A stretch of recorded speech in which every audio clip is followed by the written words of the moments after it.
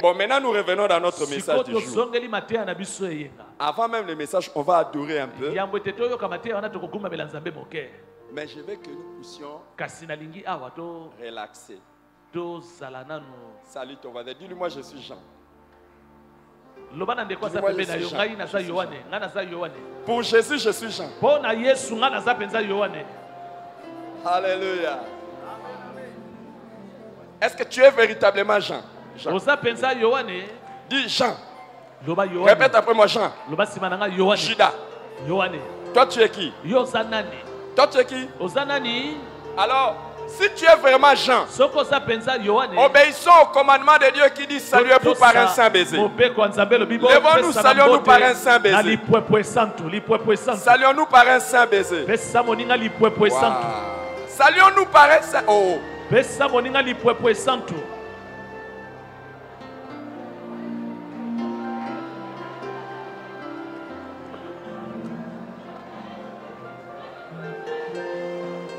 Saluons-nous par un saint baiser. Fais-le quand même avec 5 personnes. Dis-leur c'est le baiser des gens. C'est le baiser des gens.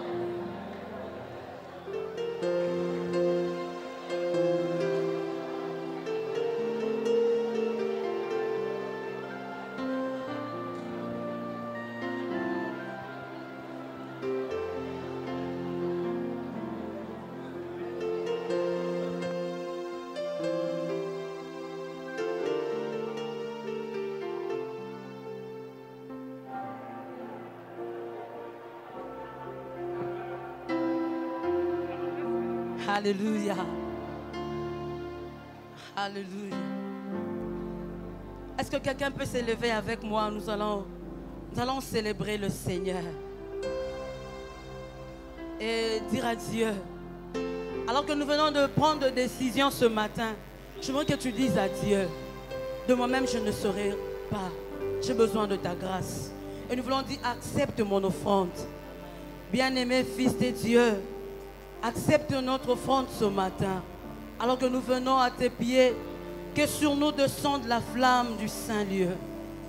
Alléluia. C'est mon joyeux service d'offrir à Jésus. Alors que nous levons nos mains, est-ce que nous pouvons le chanter ce matin? En vie, mon mon corps et mon esprit. Est-ce que nous pouvons encore le répéter? C'est mon joyeux service. C'est mon joyeux service d'offrir à Jésus-Christ un vivant sacrifice.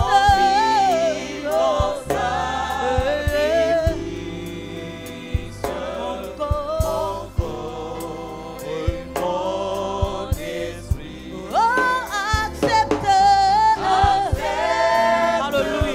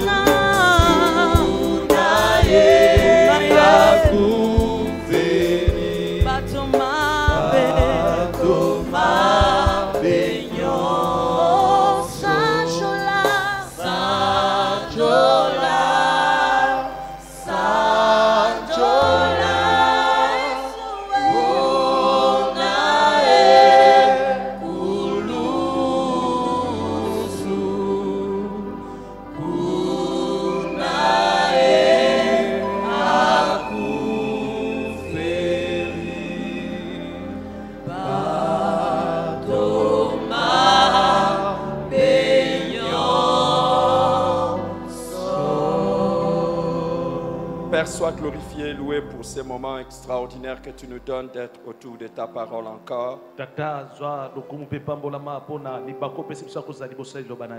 Bénis ces instants au nom de Jésus. Amen. Amen. Gloire au Seigneur. Je vous prie encore d'ouvrir votre Bible dans le même passage que nous sommes en train de considérer ces temps-ci sur la communion fraternelle.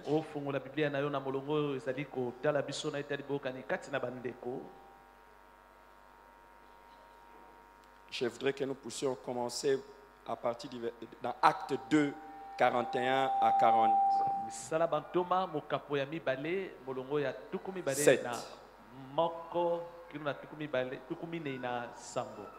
Actes des Apôtres, chapitre 2, 41 à 47.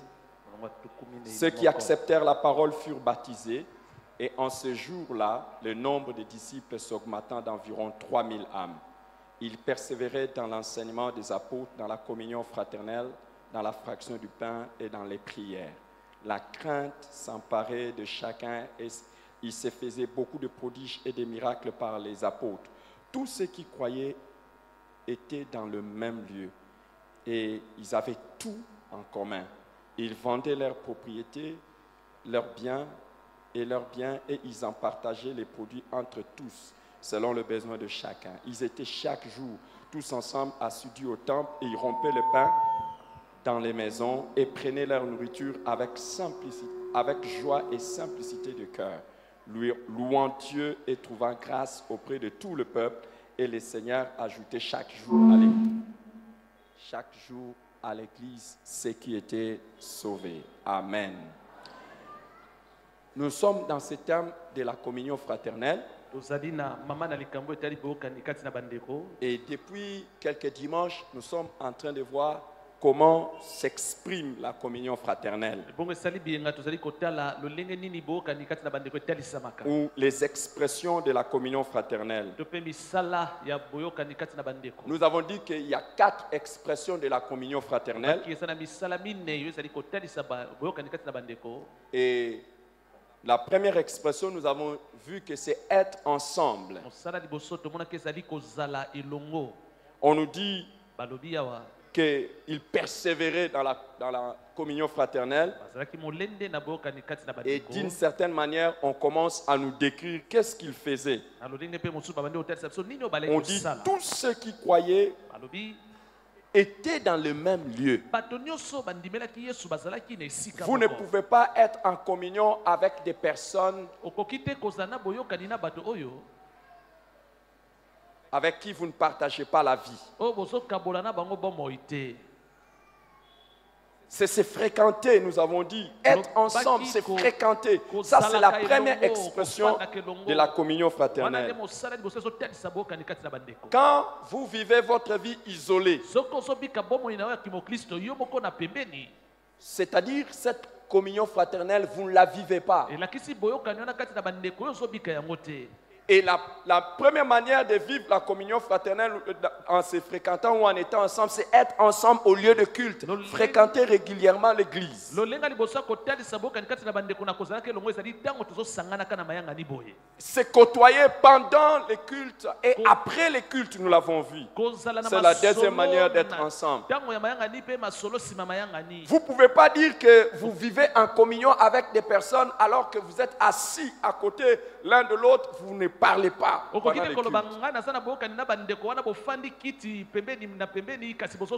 Une église où vous allez, prier. Les gens se mettent ensemble sans se parler. C'est une église où il n'y a pas la communion fraternelle. Et vous pouvez être dans un même département ou une même commission ou un même service dans l'église. Si vous ne vous mettez pas ensemble, vous n'échangez pas ensemble pendant le culte et après. Ça, c'est après, il y a un problème. Et nous avons vu que être ensemble dans la communion fraternelle, c'est également se visiter mutuellement en dehors de l'église. Ils n'étaient pas seulement en commun dans l'église, mais on dit aussi qu'ils rompaient le pain dans les maisons. La communion fraternelle qui ne s'arrête qu'à l'église n'est pas une véritable communion fraternelle. C'est une parodie de communion fraternelle. La communion fraternelle véritable traverse les frontières du bâtiment de culte. Nous devons, en dehors de ces bâtiments de culte, vivre ensemble et montrer que nous sommes frères et sœurs en Christ et vivons ensemble. Nous visiter dans les maisons, nous visiter dans les endroits de service, témoigner la communion en dehors des bâtiments de culte. La deuxième expression de la communication, de la communion fraternelle, c'est communiquer, échanger. Nous avons vu qu'il est question ici de se faire connaître mutuellement. Vous ne pouvez pas être en communion avec quelqu'un avec qui vous n'avez aucune connaissance. C'est se connaître mutuellement. Faire connaissance mutuelle. Et nous avons vu également dans la communication qu'il s'agissait de s'exhorter et de s'instruire mutuellement. Alléluia. Amen. Donne une exhortation à ton voisin. Partage-lui ce que tu as médité le matin. Dis-lui les versets que tu as médité le matin. Si ce n'est pas ce que tu as médité le matin, c'est que tu as médité hier. Bon, si ce n'est pas hier, c'est que tu as médité la semaine passée. Si ce n'est pas la semaine passée, c'est qu'on t'a enseigné quand tu étais en train de suivre les affermissements. Il y en a qui ne méditent pas. Partage avec ton voisin. Partage. Un verset de la Bible. Dis-lui d'abord la référence. Donne-lui la référence. Wow. Dis-lui. Tel livre de la Bible dit ceci. Voici ce que je crois. Oh mon ami, partage aussi avec... Oh gars. Partage aussi de ce côté. Non, pourquoi tu partages seulement là-bas? Partagez. Partagez avec votre voisin. Qu'est-ce que vous avez lu? Demande à ton voisin si tu n'as pas encore lu cette année, ce que tu avais lu l'année passée.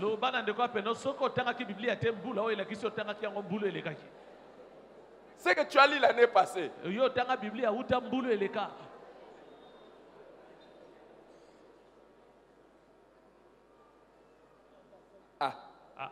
La Bible dit que la parole de Christ habite abondamment en vous. Exhortez-vous et instruisez-vous. Qui a eu une exhortation de son voisin qui l'a édifié?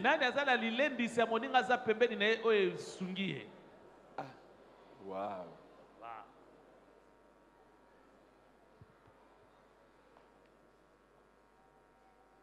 Wow.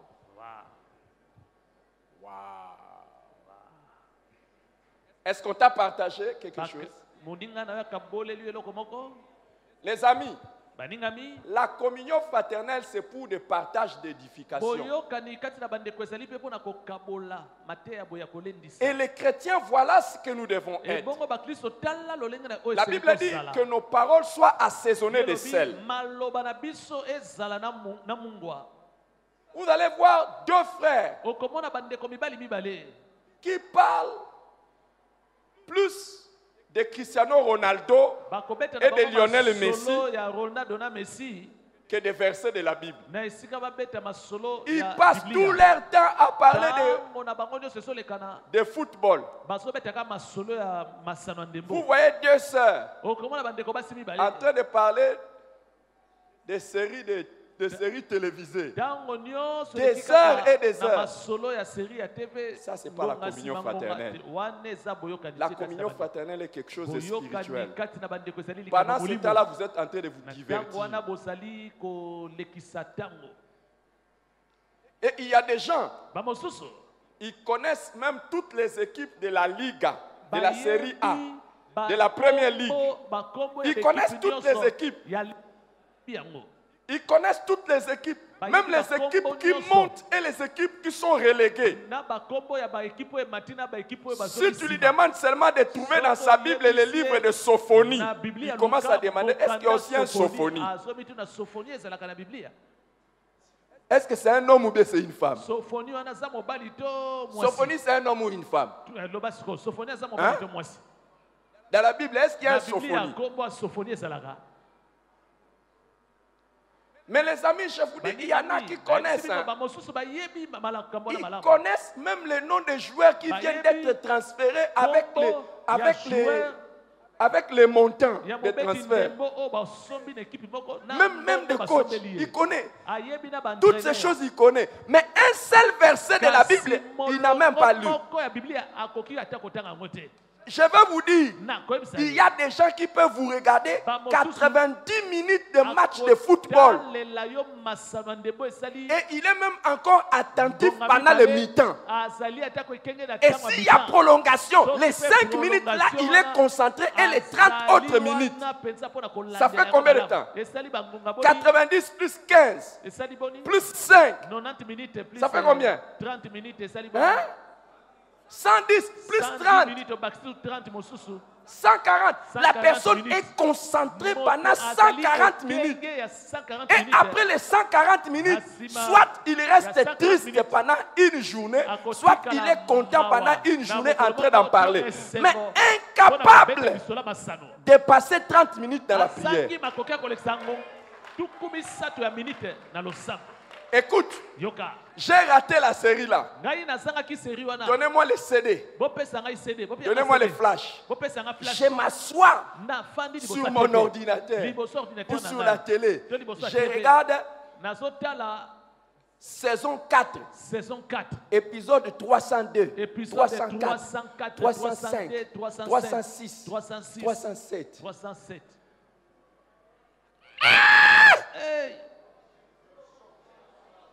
Comment tu peux avoir regardé même 120 épisodes d'une série alors que tu n'as jamais lu 3 chapitres de la Bible?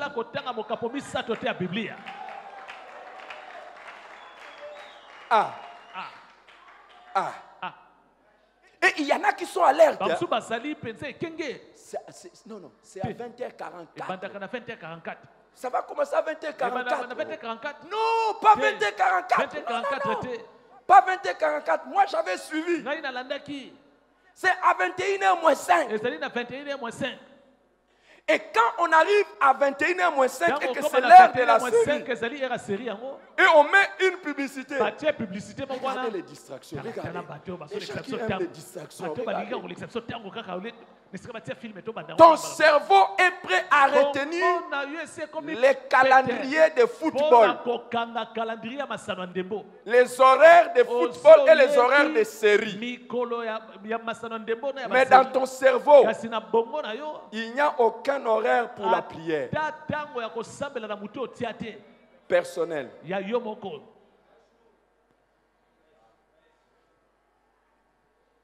Je parle à qui? Je parle à qui? À toi ou à ton voisin? Il y en a. Ils vont dire, oh, pasteur.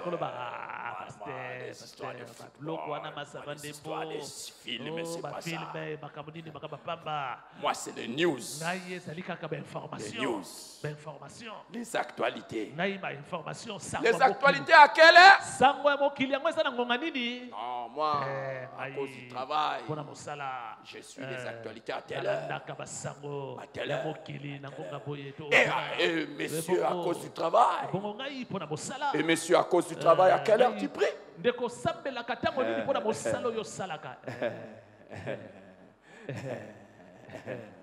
Et à quelle heure tu suis les actualités du ciel?